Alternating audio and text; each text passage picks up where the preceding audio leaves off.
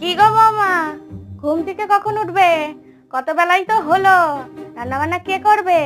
তোমার মা?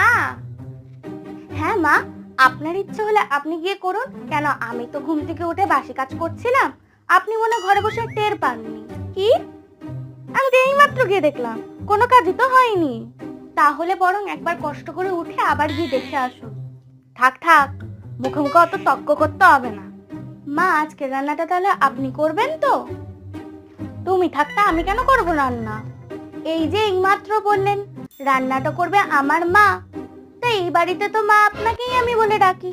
তাহলে আজকের রান্নাটাকে আপনি করবেন মা? হ্যাঁ, আমি তো এমনি বলছিলাম। তাহলে মা, আজকের রান্নাটা বরং আপনি করুন। কোনো দরকার পড়লে আমাকে ডাকবেন, আমি বরং গিয়ে একটু ঘুমাই। সকাল সকাল নিজের কথায় নিজেকেই ফাঁসিয়ে দিলাম।